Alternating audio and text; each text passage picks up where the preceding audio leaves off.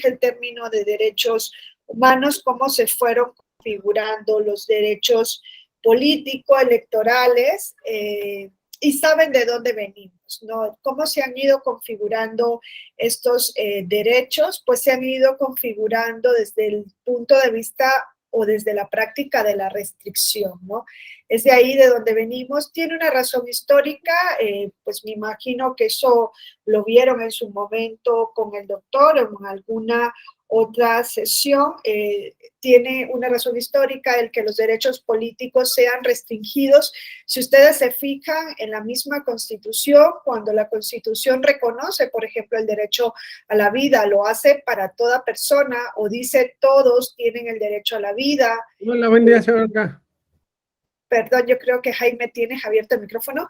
Todos tienen el derecho a la vida, se reconoce a todas las personas. Igual cuando se reconoce, por ejemplo, incluso, ¿no?, el derecho de la libertad de circulación, a veces se establece toda persona. En cambio, cuando se habla de derechos políticos electorales, y aún partiendo de la base de que los derechos, incluso cuando la Constitución nos reconoce para todas las personas, tienen límites, ¿no? Nosotros sabemos que los derechos pueden ser limitados. Pareciera que solo hay un derecho, siempre les digo, que no admite límites, o por lo menos así lo han reconocido algunos tribunales, que es el derecho a no ser sujeto de tortura, no sufrir tratos crueles e inhumanos. Pareciera que ahí no se admite límite alguno, es decir, ese derecho no entraría dentro de la balanza de ponderación que nosotros conocemos y que se viene aplicando en los últimos años por parte de los tribunales para decidir si una limitación a un derecho supera un test de proporcionalidad, o para hacer una ponderación cuando un derecho entra en conflicto con otro. En ese sentido, incluso el Tribunal Europeo de Derechos Humanos ha dejado entrever, aunque no lo ha dicho de manera expresa, así de manera tajante, que la prohibición de tortura no admite ningún tipo de límite, ¿no? Y yo siempre les cuento que hubo un caso muy mediático y bastante sensible en Alemania, donde un individuo secuestra a un menor de edad cuando este niño sale del colegio. Se hace todo un operativo, la policía logra, ¿no?, detener a este hombre cuando pretendía huir de Alemania. Lo detienen en el aeropuerto, encuentran una serie de indicios de que este hombre había llevado a cabo el secuestro. Entre ellos tenía parte del dinero que se había pagado para el rescate de este menor. En su departamento encuentran la máquina o sea, la computadora desde donde había escrito las notas para pedir el dinero por el rescate, y una serie de indicios. La cuestión es que la policía, viendo que era previsible que este menor de edad estuviera en alguna situación que pusiera en peligro su vida, y dado que entre más pasan las horas, pues hay menos oportunidad de recuperar a las personas secuestradas con vida, incluso principalmente cuando son menores de edad, lo que decidió la policía de Múnich, si no mal recuerdo, fue amenazar a este individuo con meterlo a la cárcel con el más grande violador de Alemania. Y entonces este individuo, al ver que efectivamente iban a cumplir con la amenaza, dice dónde está el menor, lleva a la policía al lugar donde está el menor, encuentran al menor sin vida y más indicios de que él fue el que cometió este delito, además de su propia confesión. Lo que pasa es que todo esto sucede sin la presencia del abogado de este hombre. Entonces hay una violación también ahí al debido proceso. No les canso el cuento, la persona es condenada en Alemania, le aplican prisión perpetua, lleva a cabo una serie de apelaciones, le confirman la condena y llega al Tribunal Europeo de Derechos Humanos. Parte de las alegaciones de su abogado era, ya lo pueden imaginar, ¿no?, que la prueba principal sobre la que se basaba la condena, que era el propio reconocimiento de este individuo de que había cometido el secuestro, era ilícita y por tanto todo lo que había derivado de ella era producto de una prueba ilícita. Y esto lleva a la doctrina del fruto del árbol envenenado, ¿no? Entonces, lo que se decía es, no puede tener ningún efecto, se tiene que quitar esta prueba y todo lo que ha sido consecuencia de la misma del proceso. Caso llega al Tribunal Europeo, el Tribunal Europeo de Derechos Humanos no se pronuncia con relación a si se tenía que eliminar o no esa prueba del proceso, porque ya les decía yo que el Tribunal Europeo tiene la tendencia de reconocer ese margen de apreciación de los estados y eso lo deja el derecho procesal del Estado alemán. Y con relación a la amenaza de tortura, ahí sí se pronuncia el Tribunal Europeo y dice que incluso cuando es una amenaza, ya hay como una afectación al estado psicológico de un individuo y que es inadmisible aún y cuando, en este caso, frente a la amenaza estaba la vida de un menor de edad. Entonces, ya deja entrever ahí el Tribunal Europeo que el derecho a no sufrir tratos crueles e inhumanos, a no ser sujeto de tortura, no admite ningún límite. Y en ese sentido, si ustedes han podido atender al debate magistral que mantienen los profesores García Amado y Atienza, Manuel Atienza, es un debate, hay varios que están en las redes sociales, ¿no? En donde uno es más propenso a hacer la ponderación y otro es más propenso al positivismo jurídico y al silogismo, ¿no? Entonces vemos cómo incluso plantean el caso de los ataques del 11 de septiembre de los Estados Unidos y dicen si a un individuo lo hubiesen detenido previo a esos ataques y aún sabiendo que este individuo tiene conocimiento que va a permitir evitar que se produzca lo que nosotros sabemos, esos atentados que se llevaron a cabo y cuántas personas perdieron la vida en ellos, aun y cuando estemos hablando de miles de vidas, nada justifica, o no sé si pensamos que se justifica que la persona fuese sujeto de torturas para pues, que diera mayor información al respecto. La tendencia es nada justifica la tortura.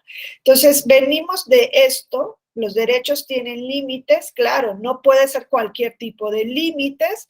Los límites son generalmente, los admisibles son los que se imponen a través de ley, que persiguen un fin legítimo, que son idóneos, necesarios y proporcionales, y al momento de que entren un derecho en conflicto con otro, pues eso, ahí va a haber un límite en alguno de los derechos. Pensemos, ¿no? Libertad de información, derecho al honor, libertad de religión, derecho a la vida. Han pasado muchos casos de menores de edad en los cuales pues los padres se aferran a las creencias religiosas e impiden que a su hijo menor de edad, cuya vida está en peligro, le puedan hacer una transfusión sanguínea. Ahí los tribunales han tenido que entrar a ponderar y uno de los derechos va a salir limitado en ese caso concreto porque se le otorga un menor peso que a otro derecho y quien va dando el peso es la dignidad, debería ser el principio de la dignidad humana. Entonces, los derechos admiten límites, pero en el caso de los derechos político-electorales es que ya nacieron como un límite y es la titularidad restringida. Nosotros vemos en la Constitución mexicana, y eso se replica en la mayor parte de las constituciones, cómo se reconoce únicamente para la ciudadanía. Solo las y los ciudadanos tienen derechos político-electorales.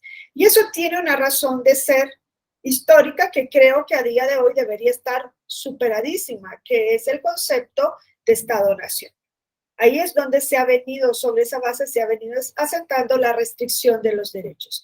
Sin embargo, en muchos de los estados, y lo vemos para el caso, por ejemplo, de la Unión Europea, en donde han creado una ciudadanía europea precisamente para el reconocimiento de derechos político-electorales de las personas que transitan en este territorio. O sea, un alemán, por ejemplo, no solamente puede votar, que es lo que se ha reconocido generalmente en Europa, el derecho al voto en las elecciones municipales de los extranjeros, ¿no? El derecho al voto.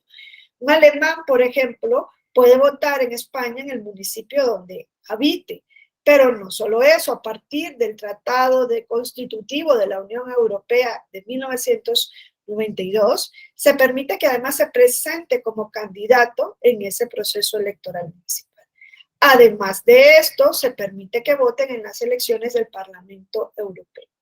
Entonces, ha venido existiendo una cierta tendencia, que todavía no es una tendencia consolidada, de ir ampliando el reconocimiento de los derechos político-electorales en cuanto a su titularidad. En la región encontramos a países en los cuales se permite el voto de las personas extranjeras en el país donde residen. Y el caso más paradigmático es Uruguay, ¿no? En Uruguay se permite el derecho al voto de las personas residentes si tienen una residencia, si no mal recuerdo, de más de 10 años en Uruguay y están asentados, ¿no?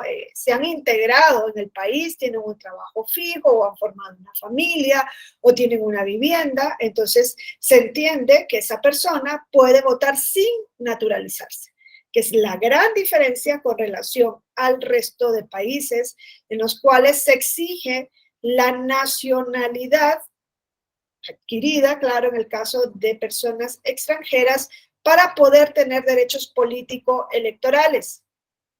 Eso en algún momento va a tener que quedar superado debido a la globalización en la que vivimos y a la dinámica migratoria, que es una realidad y que debe ser utilizada como un parámetro también para legislar.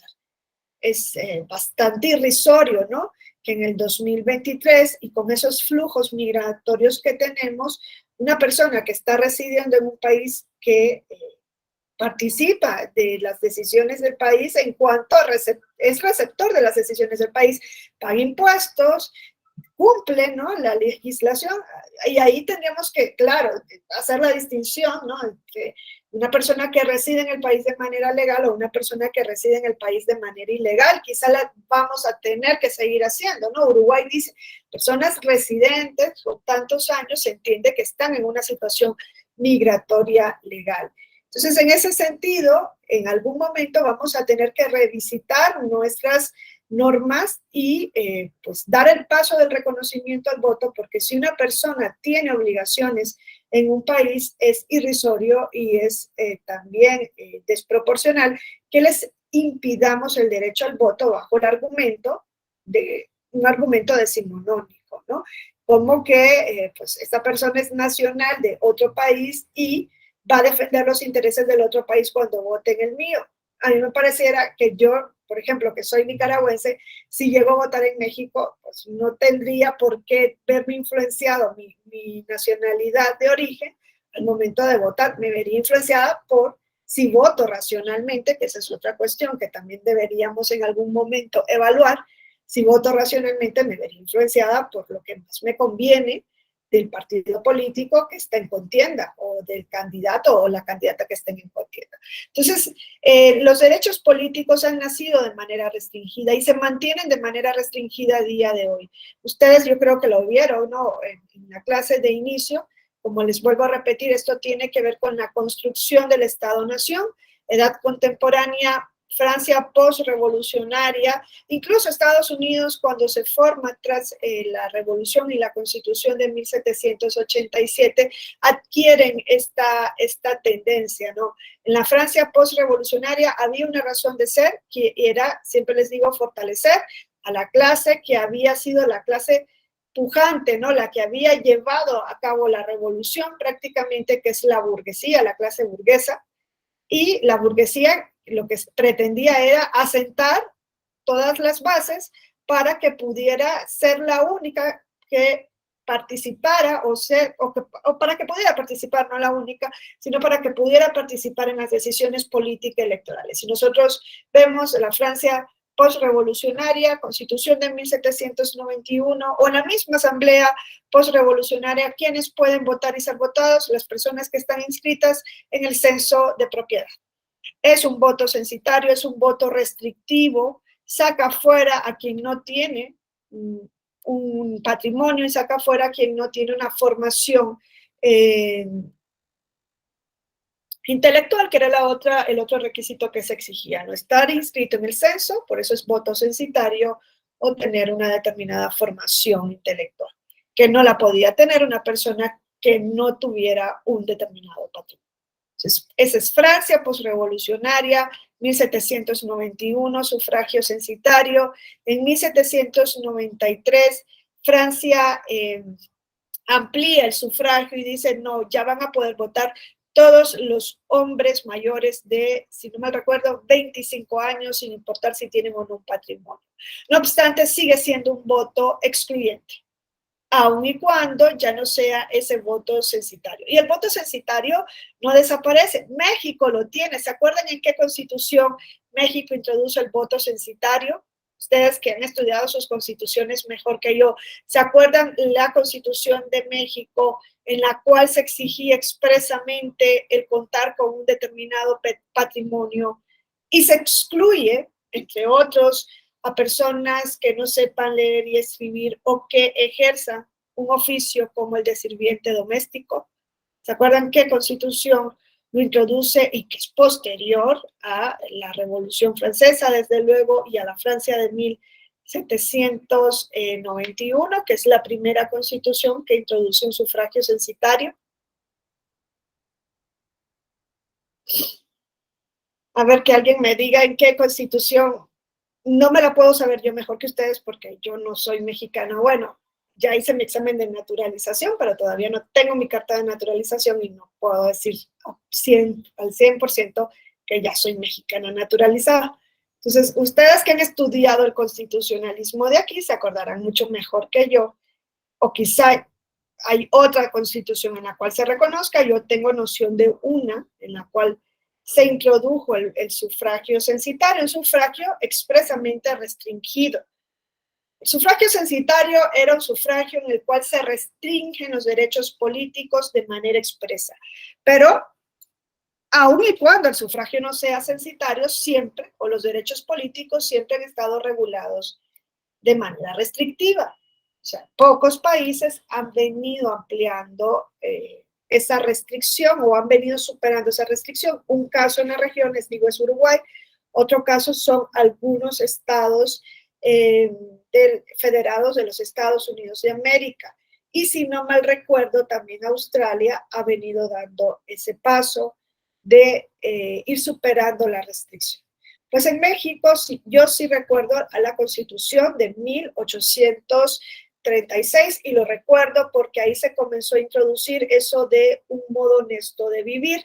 Por eso me acuerdo que yo leí ese artículo y vi que se exigía para poder ser ciudadano, y esa es la base de los derechos políticos electorales, hoy día sigue siendo la ciudadanía. Sigue existiendo esa vinculación Estado-Nación, ciudadanía, derechos políticos. Entonces, se exigía tener un patrimonio anual de por lo menos 100 pesos procedente de trabajo, entre otras cosas decía, trabajo útil y honesto, entre otras características, y ahí se viene configurando ese requisito del modo honesto de vivir para ser ciudadano. En 1836, la honestidad era del origen de ese patrimonio que se exigía para ser ciudadano. Y además de esto, otro artículo de la Constitución, como les digo, prohibía el ejercicio de la ciudadanía a una persona que ejerciera el oficio de sirviente doméstico. Era un voto censitario, 1836, muy posterior a la Revolución Francesa, ¿no? 40 años después, prácticamente, se exige en México algo similar, ¿no? al voto censitario. Francia lo supera en 1793 en cierta medida. ¿Por qué en cierta medida? Porque se dice hombres mayores de 25 años con independencia de si tienen o no patrimonio, pero no se introduce ahí un voto universal, aunque en algunos textos nos dicen el voto universal aparece por primera vez en la Constitución de Francia de 1793 y ¿qué entendemos nosotros entonces por sufragio universal? ¿Qué es un voto universal? ¿Qué son los derechos político-electorales de titularidad universal? Si decimos hombre mayor de 25 años, estamos excluyendo a las mujeres, en principio no son ciudadanas, y en segundo lugar había una exclusión también por razón de raza, aunque no se dijera de manera expresa. Ahora, la restricción por razón de edad se entiende que supera un test de proporcionalidad hoy día cuando se exige en la mayor parte de los países ser mayor de 18 años para tener derechos político-electorales, aunque en otros, como es el caso de Brasil, de Nicaragua, se exigen 16 años. Ahí también nosotros podríamos en algún momento entrar a analizar la racionalidad. Una vez yo le pregunté a una persona muy expertísima en derechos humanos qué opinaba y en derechos políticos y en materia electoral en México, qué opinaba de que en México se exigiese la edad de 18 años. Y le dije, ¿crees que? Porque hay una corriente que dice, ¿y por qué no 16? ¿No? Y me dijo, pues, ¿cuál es la racionalidad? Y me dijo que está en la Constitución. Le dije, sí, la racionalidad no es la legitimidad legal, ¿no? Sino la legitimidad racional. ¿Cuál es la razón de 18 y no 16? A esa edad se alcanza, ¿no?, la capacidad jurídica. Puede ser, ¿no?, que en la mayor parte se dice biológicamente esa edad hay una cierta madurez.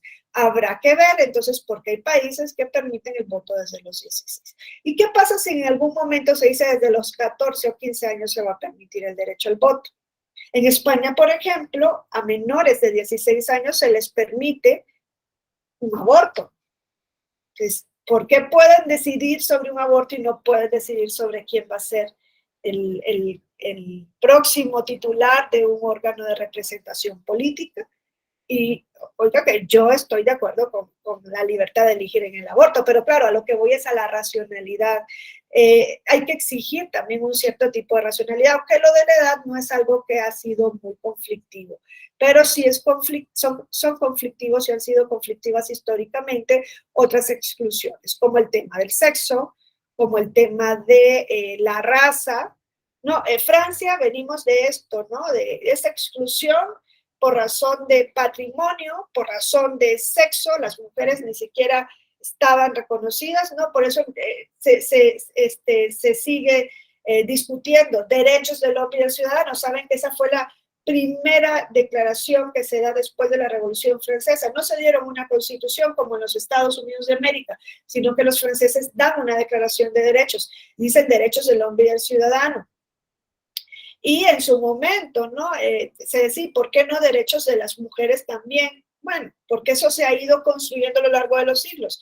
Nuestra construcción de derechos políticos ha sido sumamente excluyente.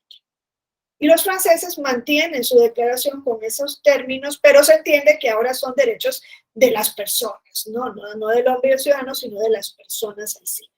Nosotros entendemos que es así. Estados Unidos también fue sumamente excluyente y restrictivo. En Estados Unidos no existió el voto censitario, más que nada porque no tuvieron, ¿no?, esa cuestión coyuntural de la burguesía. Inglaterra había venido fortaleciendo a esa clase. La burguesía son los comerciantes, los artesanos, los artistas que luego llegan a ser banqueros, que llegan a tener el dinero, ¿no? Post-Edad Media, post-feudalismo. En Inglaterra se da un avance mayor de la burguesía, por tanto, no están en la misma situación coyuntural de Francia. Inglaterra tampoco rompe con la monarquía de un guillotinazo como lo hace Francia. Inglaterra poco a poco fue frenando a su monarquía, tuvieron una historia distinta y es por eso que cuando los ingleses emigran a este lado del Atlántico, pues no hay esa necesidad, ¿no?, de poner en el centro a una clase social determinada. Y es por eso que la Constitución de 1787 no dice nada respecto al voto, en quién puede ser ciudadano o no. Lo van diciendo las enmiendas constitucionales a partir de 1791, pero la Constitución no se pronuncia al respecto. No obstante, ¿quién podía ejercer el derecho al voto en Estados Unidos? Pues un hombre mayor de determinada edad, ¿no?, que estuviera residiendo ahí, no un inglés que viviera en Inglaterra. Claro, es excluyente porque las mujeres no podían votar, porque los esclavos no podían votar, incluso cuando se da la abolición, que es 1860 y tantos, no me acuerdo muy bien en qué fecha fue la enmienda constitucional, producto de la abolición se da una enmienda de la Constitución en donde se establece que no puede haber distinción del voto por razón de raza. 1870. Entonces, ¿qué quiere decir? Que durante todo ese tiempo en Estados Unidos había una exclusión por razón de raza. El voto surge sobre la base de la exclusión. No obstante, eso no se hizo materialmente, eso no se cumple materialmente en Estados Unidos. ¿Por qué? Porque aun y cuando la Constitución dice no puede haber restricción del voto por razón de raza, los estados, principalmente los estados del sur, comenzaron a introducir requisitos para el voto dentro de su territorio. Y dentro de esos requisitos decían, no hay exclusión por razón de raza, pero si quieren votar los afrodescendientes libertos, pues entonces deben saber leer y escribir. Y además de esto, deben pagar un impuesto por votar. Y claro, un afrodescendiente liberto no iba a saber leer y escribir, ni siquiera iba a tener dinero para pagar un impuesto. Y luego dijeron, en una gran benevolencia, ok, les vamos a pedir a permitir votar si sus abuelos podían votar antes de 1865. Y claro que no iban a poder votar porque todavía en ese momento estaba la esclavitud, que era la ley del abuelo. Entonces, esas fueron restricciones que se fueron dando aun y cuando la Constitución reconocía el derecho al voto. Y en 1920 en Estados Unidos se da una enmienda constitucional en donde se reconoce la ciudadanía de las mujeres. 1920, hace un siglo, las mujeres no eran ciudadanas en el país más democrático del mundo, pero las mujeres blancas, porque las mujeres afrodescendientes estaban sujetas a esas restricciones en muchos de los estados. Y no es hasta 1965 cuando en Estados Unidos se superan las restricciones raciales. 1965, esto es hace poco, entonces, o hace nada. Nuestro ejercicio de los derechos político-electorales ha sido un ejercicio completamente excluyente. Y aunque se diga que a partir de Francia, 1793, cuando la Constitución dice pueden votar los mayores de 25 años, hombres mayores de 25 años, eso es voto universal, es no entender cuál es la universalidad del voto o a qué aspiramos con la universalidad del voto. Nuestro ejercicio de derechos no ha sido universal. Y por eso, pues quizá no nos llama la atención que en México, por ejemplo, pueblos y comunidades indígenas no tenían esa libertad de participación política electoral, o no nos llama la atención, como no le ha hecho ese llamado al Tribunal Europeo de Derechos Humanos, que en muchos países de Europa una persona con discapacidad intelectual se vea impedida de ejercer el derecho al voto por no superar un examen que probablemente no superaría la mayor parte de la ciudadanía que sí tiene reconocido ese derecho porque no está dentro del grupo de personas con discapacidad. Y siguen existiendo muchísimas más exclusiones de los derechos político-electorales. Las personas en prisión preventiva, era una barbaridad que en México una persona en prisión preventiva no pudiese ejercer sus derechos político-electorales. Y ya les decía yo que leía yo unos tweets en donde se anunciaba, creo en el Instituto del Estado de México, que en estas próximas elecciones van a votar desde la prisión preventiva, como parte de la prueba piloto previa a 2024, ¿no?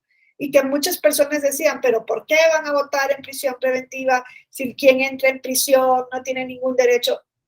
¡Wow! Ese es la ignorancia a la máxima expresión. Persona en prisión preventiva está bajo la presunción de inocencia. Y luego, aun y cuando estuviera condenada, yo les llamo la atención y les digo, ejerzan esa racionalidad. ¿Por qué impedir que una persona en prisión condenada pueda ejercer derechos político-electorales si la finalidad de la prisión es la reinserción social? Nos podríamos hacer esa pregunta cuando una persona está condenada a cadena perpetua sin posibilidad de revisión, porque esa persona no se va a volver a reinsertar, pero incluso sigue siendo un ser humano con dignidad y sigue siendo titular de muchos derechos. aun y cuando la persona haya cometido el mayor de los delitos, porque si no, entonces revisitemos nuestra concepción de derechos que tenemos y seamos honestos y quitemos el artículo primero y digamos, no, es que esos derechos que nosotros decimos que están en el centro son solo para una determinada categoría de seres humanos. Y el resto no entra por ahí. Entonces, ahí hay que revisitar y ser honestos. Nosotros necesitamos tener normas honestas, pero también como ciudadanía necesitamos ser honestos con el tipo de Estado que nosotros queremos. Entonces, yo espero que a lo largo, ¿no?, de estas sesiones se hayan venido, ¿no?, también ejerciendo esa racionalidad en cuanto a las restricciones de los derechos político-electorales. México, por historia, es uno de los países que más restringen los derechos político-electorales.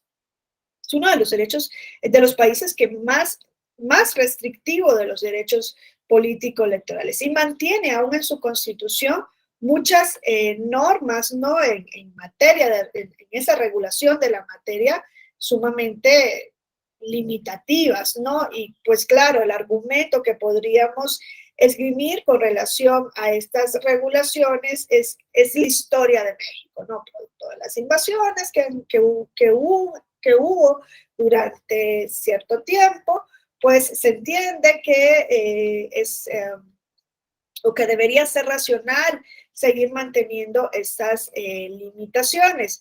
No obstante, yo creo que estamos ya en un momento, no post nuevo paradigma de los derechos humanos, y no lo digo porque sea yo extranjera, tengo tanto tiempo sin ejercer derechos político-electorales que creo que se me ha olvidado, ¿no?, cómo se ejercen los derechos político-electorales en sí. En España yo viví durante mucho tiempo, una década, y pues ahí sí por lo menos tenía libertad de expresión, ¿no? No tenía el miedo de que si yo me pronunciaba sobre una cuestión política, que yo no sé si realmente eso se aplica, aunque me dijo una amiga que sí, que ya conoció a alguien que expulsaron de México bajo ese argumento de que había hecho pronunciamientos y yo no sé dónde los había hecho, si en alguna conversación o en las redes sociales. Esa persona no estaba metida en ningún tipo de partido político, pero pues México lo lleva hasta ese punto, ¿no?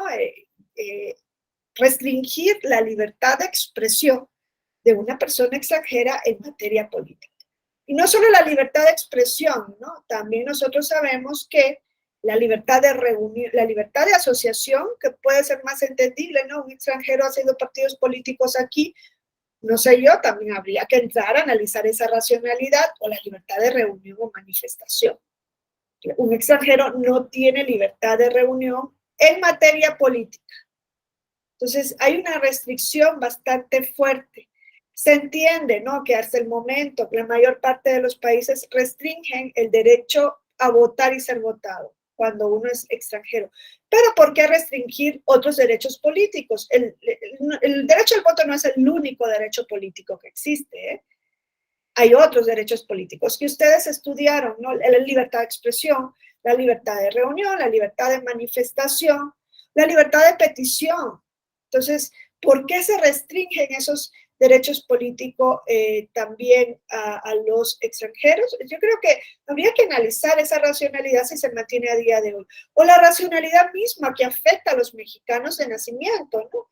Una persona que ha adquirido otra nacionalidad ya no podría ejercer determinado cargo público en el país, porque entra en conflicto dos intereses. Eso es como que todavía vivimos anclados, ¿no?, en la época del siglo XVIII, XIX incluso, cuando existe esa evolución, ¿no? Ya vemos cómo ni siquiera podían integrar mesas directivas de Castilla, y a raíz de un pronunciamiento del Tribunal Electoral se hace el test, es que hay que ir haciendo el test de proporcionalidad y se llega a la conclusión de que es una limitación excesiva. Entonces, hay que ir, ¿no?, siempre poniendo sobre la mesa, ¿no?, si se mantienen o no la racionalidad de determinadas regulaciones. ¿Por qué? Porque la Constitución de inicios del siglo pasado puede que no se corresponda a la situación. las normas hay que irlas adaptando a los tiempos modernos. Entonces, es un país, México, sumamente restrictivo en materia de derechos político-electorales. No es el único país que restringe derechos político-electorales, ni mucho menos, pero sí aquí hay una restricción bastante sensible, ¿no? Por ejemplo, si yo mal no recuerdo, en España, para ser presidente o presidenta de gobierno, sistema parlamentario, el presidente no lo elige el pueblo, lo elige el parlamento, pero para ser diputado, diputada, incluso presidente o presidenta de gobierno se exige ser español. Y no se dice por nacimiento. Ergo, una persona naturalizada podría presentarse al cargo. Y yo no sé si en España se caería el mundo porque se presente una persona naturalizada. La legislación, la Constitución no deja abierto. Pues tendrían que entrar en algún momento, quizás hacer ahí una regulación, ¿no? En España no existe una regulación o un desarrollo del derecho electoral como ustedes lo conocen en México, ni en España, yo creo que ni en ningún otro país del mundo existe esa jurisdicción electoral tan desarrollada y tan regulada como existe en México, ¿no? Quizá algún otro país de América Latina tenga una regulación así fuerte, pero no a tal punto. Eso también responde a la situación coyuntural de cada país. Pero ahí yo creo que nunca se han puesto a discutir si podría de verdad llegar ahí al cargo o por lo menos ser candidato ante el Parlamento. ¿Por qué? Porque es el Parlamento el que le elige si podría promover una candidatura una persona que ha sido naturalizada. Entonces, hay que ir revisitando, ¿no?, esas construcciones. Si los derechos políticos son derechos humanos, pues yo creo que hay que darles una perspectiva distinta dentro del nuevo paradigma que se ha venido implantando en el país a partir de 2011. No nos debería asombrar que nosotros vayamos avanzando en materia de inclusión en derechos político-electorales y sí, se ha venido dando un gran avance. Ya les decía yo que no ha sido a golpe de ley. Se esperaría que esto fuera un tema que estuviera en la agenda de las y los legisladores, pues no ha sido así. Les decía yo en las clases anteriores que, a excepción de la acción afirmativa en materia de género, de la década de los 90 del siglo pasado, inicios de este siglo, no ha habido otra acción afirmativa que el órgano legislativo hubiese introducido en el país. Quien ha introducido las acciones afirmativas ha sido la autoridad electoral, administrativa y jurisdiccional. El legislador ni siquiera ha entrado a revisar cómo se han incorporado esas acciones afirmativas. Ya les decía yo que habrá que analizar, ¿no? O habría que analizar realmente el diseño de una acción afirmativa para que sea funcional, porque ¿para qué queremos nosotros que la Constitución diga establezca un paraíso en la norma si eso no se puede llevar a la práctica? ¿Para qué queremos constituciones semánticas o nominales? Que nos da igual tener un texto que diga lo que quiera decir y que en la práctica eso no tenga ningún tipo de eficacia. Yo siempre les digo, lean la Constitución de Venezuela, lean. Es una maravilla de constitución. Y a mí ya me lo había dicho mi tutor de tesis. Es buenísima, no es una mala constitución, pero claro, ¿cómo definimos cuándo una constitución es buena o mala? Porque establezca así una maravilla, un paraíso normativo. ¿Y eso en la práctica se da o no se da? A mí lo que me interesa es la práctica, la finalidad de la Constitución. No me interesa la Constitución desde el punto de vista formal, aunque claro, la Constitución para que realmente prime debe ser norma suprema y debe haber un mecanismo que lo garantice. Pero me interesa que realmente la Constitución cumpla su finalidad, que es limitar el ejercicio del poder. Ahí donde no la cumple, me da igual que la Constitución sea una maravilla como la de Venezuela. La Carta de Derechos es extraordinaria. Y la regulación de la democracia es maravillosa. Pero en la práctica no se aplica ni lo uno ni lo otro. Entonces me da igual. Entonces hay que revisitar si realmente nosotros queremos ese tipo de constituciones.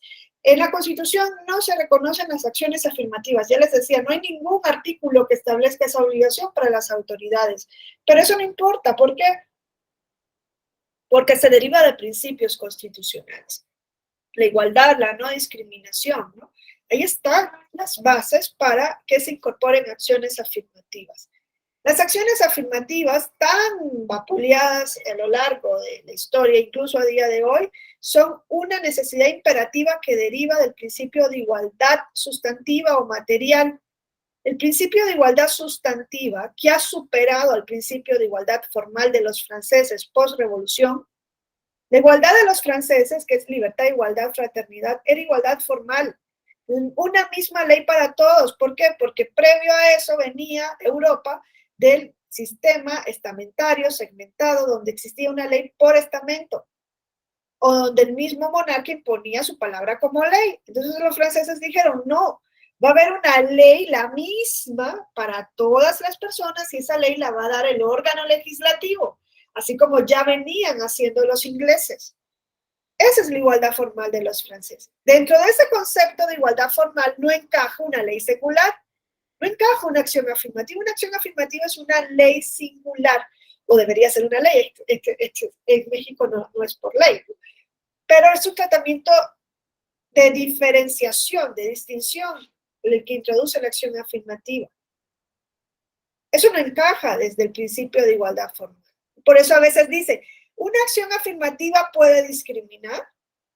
Discrimina una acción afirmativa y nosotros ya vemos cómo aquí en México, tanto la Suprema Corte como el Tribunal, incluso convenios internacionales suscritos por el país, adoptan la postura de no causan discriminación. Todo lo contrario, vienen a paliar la situación de desigualdad histórica, y arraigada de la que venimos, ¿no? Por eso les digo, es una exigencia de la igualdad sustantiva, porque la igualdad sustantiva va más allá de la igualdad formal. La igualdad sustantiva lo que nos dice es, podemos ser iguales ante la ley, como se pretendía en Francia, pero en la práctica no somos iguales. Y como no somos iguales, se necesitan tratos de distinción para ponernos en un mismo plano, que algunas veces llamamos equidad también, ¿no? Mismo punto de partida, ajustes para llegar al mismo plano. Eso es lo que pretende la igualdad sustantiva. Por eso la acción afirmativa es una exigencia de la igualdad. Es desde esa perspectiva de la igualdad que la vamos a ver. Porque una acción afirmativa es una medida de carácter temporal necesaria, una medida que introduce un trato de distinción temporal, necesario, objetivo, proporcional, para poder ponernos en el mismo punto de partida. Esa es una acción afirmativa. No es discriminatoria desde la perspectiva de la igualdad material o sustantiva, siempre y cuando se cumplan con esos requisitos. No puede ser para toda la vida, es temporal, claro. Ahí yo les hago la pregunta, ¿y cuánto tiempo se necesita entonces para que una acción afirmativa nos lleve a ese plan? ¿Cuánto tiempo se necesitó para que la cuota de género pusiera a la mujer en un plano, en una posición, quizá no igual, pero cercana de partida que el hombre en lo político? Pareciera que fue desde los 90 hasta el 2014, donde la igualdad, donde la paridad es introducida como un principio constitucional y ya no hay una cuota. Pero si hubiésemos llegado directo a introducir la paridad en la Constitución, 50-50, eso hubiese sido una hecatombe. Primero porque era una realidad que las mujeres no tenían una preparación para estar en lo político. Era una realidad, ¿por qué? Porque no estaban en lo político. ¿Cómo iban a estar preparadas para estar en lo político si no les daban el lugar para estar en lo político?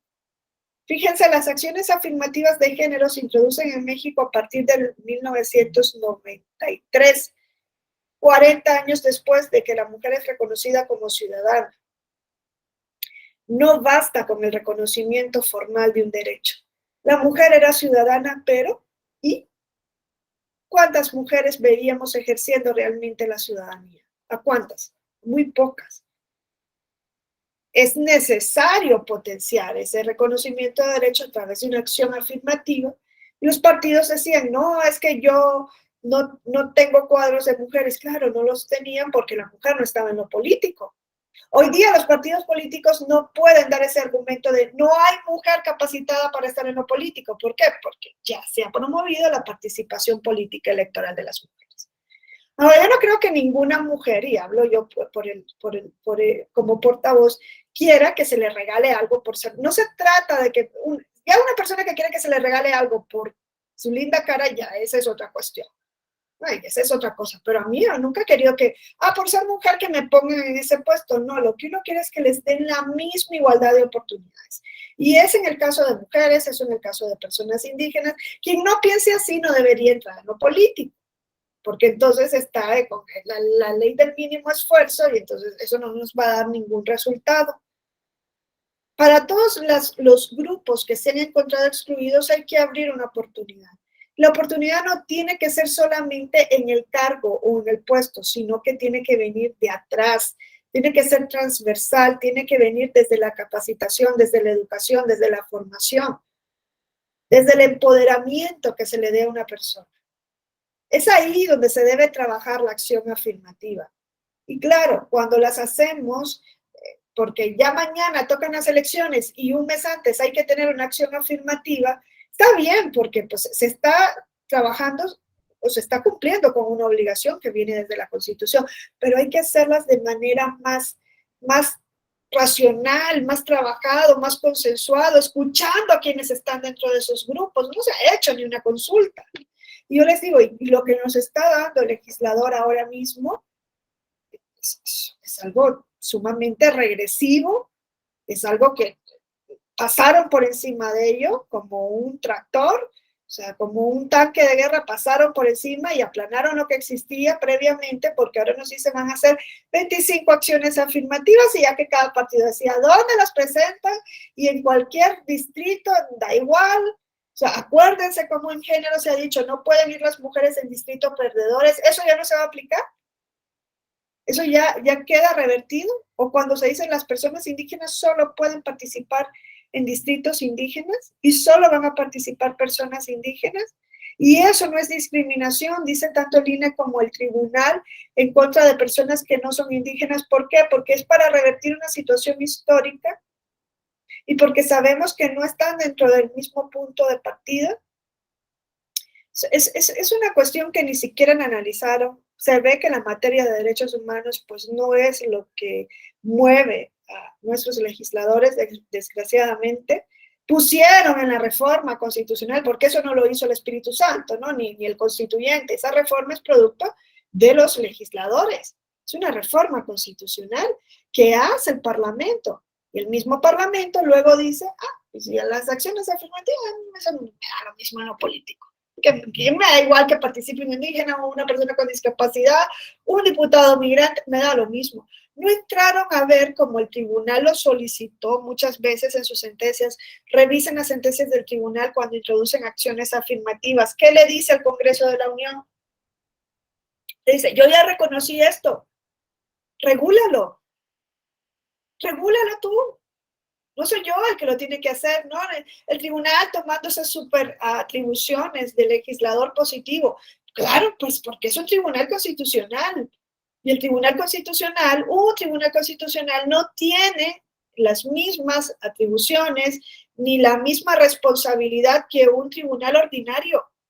No las tiene, porque es el sumo intérprete de la Constitución. Y aquí en México o en Alemania o donde nos vayamos a revisar, un tribunal constitucional siempre entra a hacer ese tipo de justicia interpretativa. Y ahora se le está diciendo al tribunal electoral, tú ya no puedes interpretar la Constitución.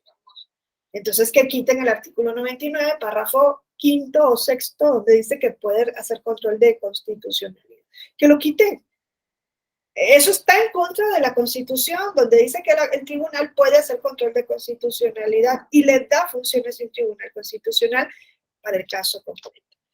No hubo un análisis de las acciones afirmativas, no se entró a discutir lo de las acciones afirmativas con los grupos que habían sido ya, que habían adquirido previamente un derecho y que ahora ven una involución. No hubo ningún tipo de consulta. Ya les digo, no se señala que los partidos políticos van a llevar a cuántos grupos dentro de las acciones. Dicen, esas 25 candidaturas tienen que abarcar a todos los grupos y no se toma en cuenta otro tema que nosotros no hemos analizado en los días anteriores, que es lo de la situación de las y los migrantes. Ya les digo, en México hay un importante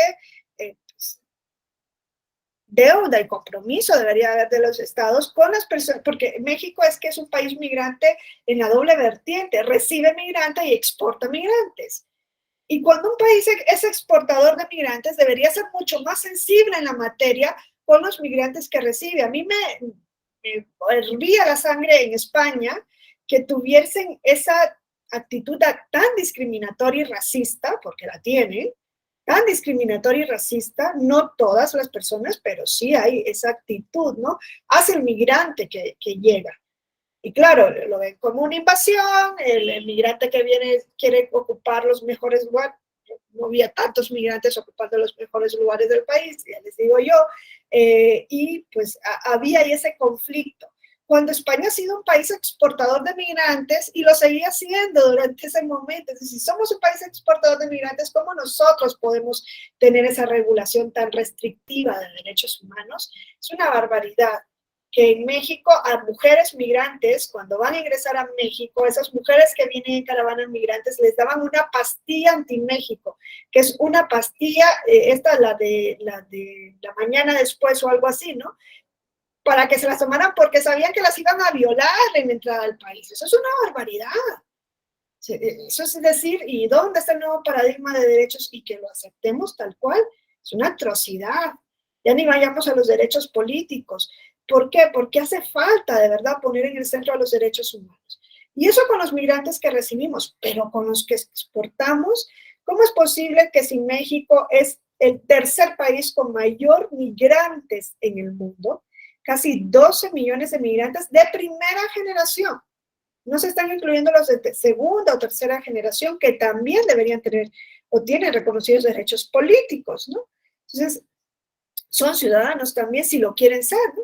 Entonces, es el tercer país por encima después de la India y después de China, y es el país con más migrantes en Latinoamérica. No haya regulado los derechos políticos electorales de sus migrantes. O sea, cuando se nos dice que solo en 2021, en pleno periodo de pandemia, México vivió un periodo récord de remesas y que esas remesas equivalen a un 4% del Producto Interno Bruto de la nación. O sea, que no se reconozcan los derechos político-electorales de las personas migrantes que tienen un gran vínculo con el país porque en gran parte mantienen también a la economía del país. Es paradójico, por decir lo menos. Es una gran paradoja que una persona mexicana en el extranjero pierda la igualdad en materia de derechos político-electorales y pasen a ser ciudadanos de segunda categoría. Eso no se ha discutido. Ya nosotros no vemos a los legisladores discutiendo eso, ¿no? Hombre, lo mismo que en el voto en prisión, digo, tal vez si un partido político supiera que si potencia el voto afuera, esas personas van a votar por ese partido, tal vez ahí les interesaría promover con buenas condiciones, porque hoy día dirán, ay, sí hay voto migrante. Sí, pero ¿cómo está regulado? No solo el voto activo, el voto pasivo, porque hay diputación migrante. Pero ¿quién vota esa diputación migrante? ¿Ustedes saben cuántos diputados migrantes tienen a día de hoy en la Cámara de Diputados? Son 11. ¿Y saben que ninguno de ellos fue electo por la población migrante? Fueron electos aquí en México. Es una barbaridad. ¿Y a quién representa ese diputado migrante? Dice que a los que están afuera. Ah, pero los que están afuera no lo eligieron. Por favor. Y eso el legislador en la nueva reforma, en la nueva ley, que ahí sí yo he estado un poco desconectada. Sé que se introdujeron 5 controversias y fueron admitidas. Esa ley tiene que estar suspendida. No, bueno, esa reforma debería estar suspendida.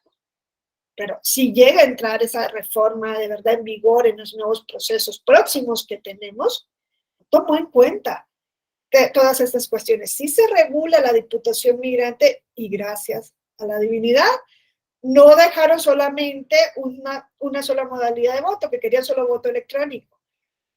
Reconocen las 3 modalidades de voto, pero claro, entran a más. Y creo que alguien tenía levantada la manita. ¿Quién levantó la manita? ¿Alguien levantó la manita o se le fue por error? No, se me fue por error, disculpe. Perfecto, Hay okay. una situación en relación al voto migrante, podría hacerse, ya vio que la CUR que a ellos les dan ciertos derechos, en el interior del país y que también, pues, trae consigo no solo la foto, sino sus datos. ¿Podría darse la opción que fuera con ese documento o tiene que ser con documento diverso?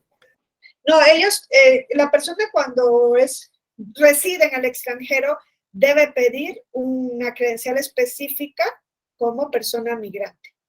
Y por eso le suspenden de la lista nominal de electores de aquí, de personas residentes en México, y pasa a integrar una lista nominal de electores de personas que están fuera del país, ¿no? Esa es la vía que ha utilizado. Entonces, lo primero que tiene que hacer una persona que está en el extranjero es tramitar su credencial para votar, y lo puede tramitar estando fuera. Claro, el punto es, ¿y cuánta gente realmente conoce ese derecho? ¿Cuánta gente sabe lo que le implica ese derecho? Y una persona que está en situación ilegal, pongamos, en Estados Unidos de América, porque sabemos que es el país al que más migran las personas mexicanas, se va a presentar con esa tranquilidad, ¿no? A un lugar a decir, yo estoy aquí ilegal, necesito mi credencial para votar con fotografía de mi país. En el consulado probablemente va a tener un resquemor de presentarse, ¿no? Porque no conoce pues toda la información que debe conocer. Y lo digo porque yo cuando viví en España tuve la gran dicha de pues, que casi todas mis amistades eran mexicanas. Y hasta la gente decía que yo era mexicana, porque como dicen que somos lo mismo, ¿no? Somos todos lo mismo. Da igual si eres mexicana, son lo mismo. Y o sea, uy, que saben, que si nos parecemos, pero que no nos pueden negar nuestra identidad, ¿no? Pero lo que voy es, mi mejor amiga es de Mexicali, abogada, litigante, abogada por México, abogada por España, una mujer muy formada, y yo le contaba ahora que la vi el año pasado de la Diputación Migrante, y esta mujer se quedó loca y me dijo, ¿qué?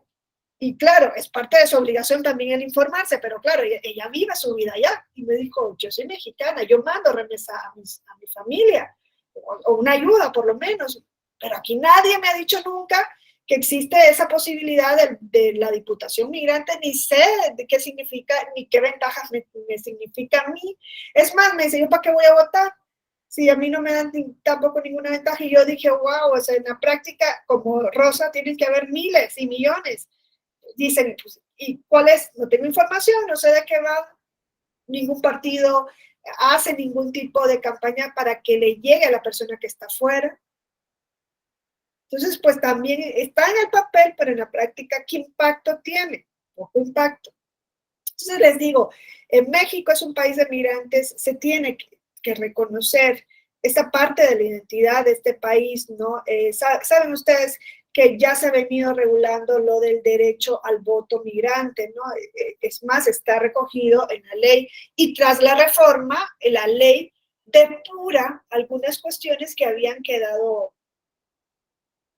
ahí un poco sueltas, ¿no? Como el mismo término de quién es migrante.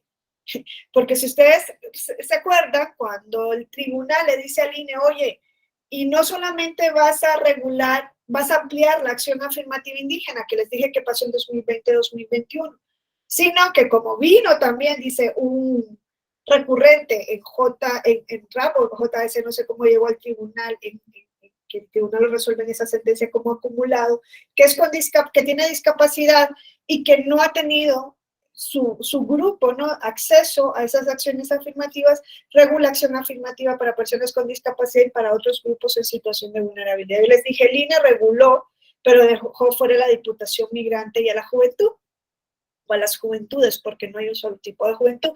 Y el tribunal le enmienda la plana y le dice, no, ya me vas a regular diputación migrante. Y el INE que entra a decir, ok, voy a regular diputación migrante y voy a incluir a personas que están fuera, pero también a mexicanos que nunca han salido a vivir fuera, pero que trabajan en pro de derechos de los migrantes, o a personas que se fueron y que ya volvieron al país.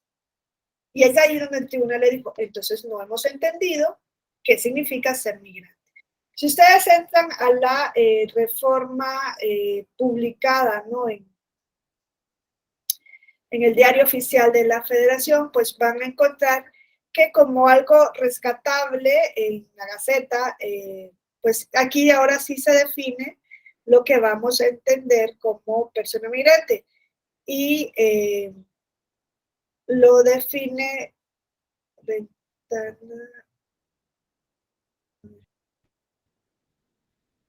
y lo va a definir el artículo 3 de la,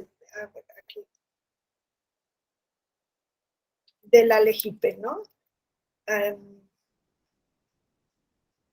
Entonces, 3, inciso de bis, dice, persona mexicana migrante, toda persona mexicana que se traslada fuera de su lugar de residencia habitual o a través de una frontera internacional de manera temporal o permanente. Pero claro, tampoco aquí el legislador nos dice, ¿y cuánto tiempo debe estar una persona fuera para poder entrar dentro de la acción afirmativa migrante? Eso no se dice. Entonces, si yo me fui hace una semana y me quiero presentar como diputado migrante, parece que se va a poder hacer. Con relación al voto activo, yo no veo el problema, pero con relación al voto pasivo, quizá había que haber delimitado, si es que querían delimitar, si no, pues, qué bien. Pues si es migrante, desde que uno agarra sus maletas y se va fuera del país, también es cierto, desde el minuto 1 que uno sale de las fronteras de su país con una perspectiva de estar fuera del mismo durante un tiempo o de manera indefinida, uno ya es migrante. Uno ya es migrante. Entonces, así lo define ahora la legislación, pero entra también a analizar un poco, no de la manera esperada quizá, pero tampoco de una manera tan restrictiva como se establecía en los borradores que se fueron trabajando el voto desde el extranjero. Y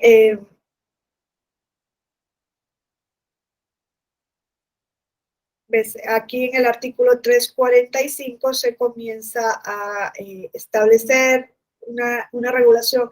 Serán considerados votos emitidos en el extranjero los que se reciban en el Instituto Nacional Electoral hasta 24 horas antes del inicio de la jornada electoral, si el envío se realiza por vía postal o en forma presencial en los módulos que se instalen en las embajadas o consulados. Este es otro punto importante. La LEGIPE, desde siempre, desde el 2014, si no me equivoco, ha establecido 3 modalidades de voto en el extranjero: voto electrónico, voto por correo postal y voto presencial. Pero el voto presencial no se había implementado y el Tribunal Electoral en el proceso pasado ya ordenó que se debía implementar el voto en los consulados. Y ahora, pues, la LEGIPE mantiene todavía, porque parecía que lo iba a desaparecer, el voto en el consulado. Y pues ahí se establece esa regulación y el artículo 329, inciso 2, que me lo salté por aquí, establece las 3 modalidades de votación, ¿no? Esas mismas 3 modalidades ya se reconocían previamente, pero parecía que se iban a quitar, ¿no? Las y los ciudadanos mexicanos que residan en el extranjero podrán ejercer su derecho al voto para la elección de la persona titular del Ejecutivo Federal y senadurías, así como de las gubernaturas de las entidades federativas y de la jefatura de gobierno de la Ciudad de México, siempre que así lo determinen las constituciones de las entidades federativas. Y dice, el ejercicio del voto podrá hacerse por correo mediante entrega de boleta en forma personal en las embajadas o consulados o, en su caso, en forma electrónica. Y esto, para el voto electrónico, el INE va a tener que emitir unos lineamientos. Pero como vemos, la regulación legislativa sigue siendo restrictiva. No sé si ustedes no notan que siguen pues dejándose sin contemplar el derecho a votar y a ser votados en cualquier cargo de elección popular. Sigue manteniendo las restricciones que se mantenían en la anterior versión del artículo 329 de la Ley General de Instituciones y Procedimientos Electorales. Eso con relación al voto activo. Con relación al voto pasivo, pues no se contempla tampoco el derecho a ser votado a cualquier cargo de elección popular, porque hasta el día de hoy solo es para caso de diputación. Tanto federal, que está dentro de esa bolsa de 25 candidaturas que van a promover ahora los partidos políticos por acción afirmativa, cuanto local, cuando la Constitución estatal así lo establezca. Entonces, la participación de la comunidad migrante se da desde la elección presidencial de Felipe Calderón. Saben que para esa elección fue la primera vez que se reconoce el voto de personas migrantes, únicamente para el cargo de elección presidencial. En ese caso fue en 2014 que se amplía con la reforma a la LEGIPE, y nosotros podemos ver que ahí también hacía falta que se entrara a llevar a cabo un análisis más concienzudo sobre el voto de la prisión. O sea, si ustedes ven, ay, a ver, no sé. Exacto. Entonces, importancia del... Si ustedes ven cómo ha sido la trayectoria que se ha venido siguiendo en cuanto al voto de las personas migrantes, entonces vemos en la elección presidencial, los inscritos eran 40.876 mexicanos y mexicanas, el número de votos fue 32.625, este es el porcentaje de participación casi de 80%, y quien gana las elecciones es el candidato para el voto migrante, ¿no? Felipe Calderón, con un 58.29%.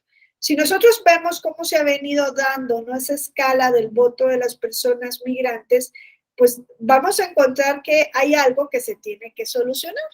Y en las cifras, si ustedes lo ven, lo van a encontrar. Miren, ha venido aumentando la credencialización de las personas migrantes de manera exponencial. En el 2005-2006 fueron 40.876 personas, pero en la última elección federal fueron 181.256 personas. Aumento exponencial en la credencialización. O sea, ¿cuántos? Casi más de cuatro veces se multiplica, ¿no?, el aumento de la credencialización. Pero vemos cómo va bajando la participación del electorado. Miren cómo fue bajando la participación del electorado. En el 2005-2006 vota casi el 80%, en 2017-2018 54.33%. Algo pasa. ¿Qué pasa? Y eso no se toma en cuenta, o no lo dice la reforma, no entra a paliar, ¿no?, esas circunstancias que pueden estar impidiendo que se dé una mayor participación de las personas desde el extranjero. Y dentro de eso está la falta de información que tienen las personas que viven fuera y que tienen el derecho al voto. Entonces, yo lo que quiero es que ustedes reflexionen. Es importante que nosotros digamos, los derechos políticos son derechos humanos, ese reconocimiento es importante, es importantísimo. Es que en México el amparo es improcedente en materia electoral porque a partir de la tesis de Ignacio Vallarta de 1881 se entendía que como son de titularidad restringida, no son derechos humanos o garantías individuales, como les llamaban antes. Y claro, esa es una característica de los derechos políticos, nacen de manera restringida. Ha sido así, ¿por qué? Por ese binomio Estado-Nación-Ciudadanía. Pero el que no sean derechos humanos ha quedado superado, son derechos humanos de titularidad restringida, ¿no? Eso es lo que nosotros tenemos hasta el día de hoy. ¿Y por qué de titularidad restringida? ¿Por qué no nos vamos deconstruyendo, ¿no? En esa concepción hoy día que los estados-nación están viendo difuminadas sus principales bases, entre ellas el de la soberanía. Y la sentencia de la Corte Interamericana viene a ser un balde de agua encima de México para algunos mexicanos que dicen, ay, ¿por qué viene una Corte Internacional a decirnos que nuestra Constitución tiene que ser modificada? Porque hemos modificado nuestro concepto de soberanía también. La soberanía normativa también ha sido modificada cuando hemos ido firmando, suscribiendo tratados de buena fe y reconociendo la jurisdicción de tribunales como el de la Corte Interamericana. Claro que han quedado difuminados y hemos ido deconstruyendo muchísimos conceptos. ¿Por qué no deconstruimos este? Y no solo para afuera, para adentro. Población migrante, lo dice en la ley. ¿Por qué creen que dice la ley? Son las personas que migran y pasan una frontera internacional. Porque en México hay miles de personas que están desplazadas aquí también. Y ahí hay que preguntarse, ¿y cómo ejerce sus derechos? Bueno, además de todos sus derechos, pero ¿cómo ejerce sus derechos político-electorales una persona desplazada? No nos preguntamos tampoco eso. Hay muchísima cuestión en materia política electoral con relación a los derechos humanos que deben haber estado puestos sobre la mesa y que no estuvieron puestos sobre la mesa. Muchísimos. Todos los derechos inimaginables pasan por los derechos político-electorales. Por eso yo lo que les invito es a reflexionar, a analizar con espíritu, con pensamiento crítico, y con base a ese nuevo paradigma de derechos, ¿no? Con todos esos enfoques que conocemos, partiendo del enfoque de inclusión principalmente y del nuevo paradigma que yo creo que sigue siendo nuevo, va a seguir siendo nuevo durante muchísimo tiempo, de derechos que no hemos entendido y que en materia de política pues nos aferramos a una construcción que no pone en el centro de los derechos humanos, ni siquiera de los mismos mexicanos y mexicanas. Ya no pido yo del extranjero que reside aquí y que lo queremos seguir viendo como que, ya les digo yo, es irrisorio que un país migrante tenga esas reticencias, ¿no? Con personas migrantes deberíamos ser más abiertos en ese sentido, pero bueno, pues seguimos manteniendo no solamente en México esas reticencias, pero con el propio mexicano que migra. O sea, hay que preguntarse en qué condiciones. Mantienen diputaciones migrantes, ya no van a ser 5 diputaciones migrantes, las que estén obligadas a presentar los partidos políticos, y eso es por obligación. Si ya quieren presentar 20, pues presentan 20, pero están reguladas igual que antes. Por ejemplo, un diputado migrante, ¿en qué distrito compite? Pues probablemente en un distrito en la colonia del Valle. Ahí le van a votar. No hay un distrito, no se distrita fuera. Hay países que hacen distritos fuera, viendo dónde hay una mayor aglomeración de sus conciudadanos. Italia lo hace, por ejemplo, para el caso de las Malvinas, ¿no? Entonces, hay que ponerse a reflexionar. Hay muchas cuestiones que quedaron ahí sueltas sobre el hilo. Probablemente ustedes van a estar escuchando estas próximas semanas, no sé si meses, lo que se vaya a discutir cuando la Suprema Corte vaya decidiendo sobre estas cuestiones. También el Tribunal Electoral saben que recibió un recurso del INE con relación a la entrada en vigor de la nueva reforma, pero no solamente es esta reforma, es una mayor concepción la que hay que analizar y en su caso quizás de construir. Yo les invito a hacerlo, ustedes ya tienen muchísimas bases, me alegra mucho que se interesen sobre estos temas de derechos. No todos son, las instituciones no son nada sin derechos, la verdad, y los derechos tampoco son algo sin instituciones, porque estarían solo en la norma y no en la práctica. Hay un binomio ahí que hay que defender y fortalecer.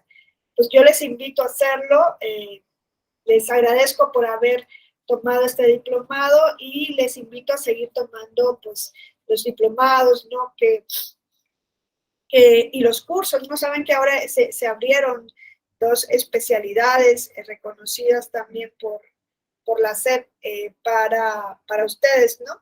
Y les vuelvo a invitar a participar también en este programa que hemos construido junto con la revista Voz y Voto. Es el día viernes. Hoy ya se abrió el registro para hablar sobre el voto de las personas que están en prisión preventiva para entender un poco de qué hablamos, ver cómo lo han hecho en otros países, ¿no? Aprender un poco de esa experiencia, de lo que se ha venido haciendo en otros países, lo que les ha funcionado, probablemente lo que no les ha funcionado, ¿no? Tener ese bagaje, ese conocimiento siempre ayuda muchísimo. Este es el cartel que nosotros hemos preparado para ustedes. A ver si lo puedo proyectar.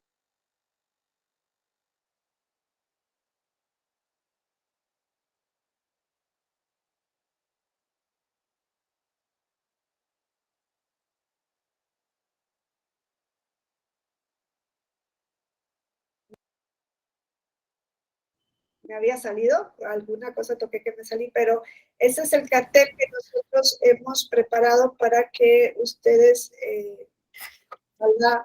puedan participar. No sé si se presenta o no, dice no se puede compartir pantalla. Por algún error no se puede compartir pantalla, pero en las redes está el cartel, por si ustedes, a ver si se cerró esto. A ver si se lo puedo compartir. Bueno, si no en las redes, ustedes lo pueden encontrar, sí, porque sí está abierto y no se comparte. Es un cartel en el cual hemos hecho una mesa de derecho comparado y la otra mesa les decía que es para el caso específico de la implementación del voto en... Ojalá que lo puedan... ¿Sí la están viendo el cartel? No, entonces está... No, no se ve. Entonces, a ver si ahora... Por algo no se puede compartir, no sé qué le pasa a esta. Pero, pues les invito a participar. Hoy tienen abierto el registro y lo pueden tomar de manera online. Y les dan su constancia de participación. Entonces, muchas gracias y nos seguimos viendo en siguientes cursos y eventos en la escuela. Gracias.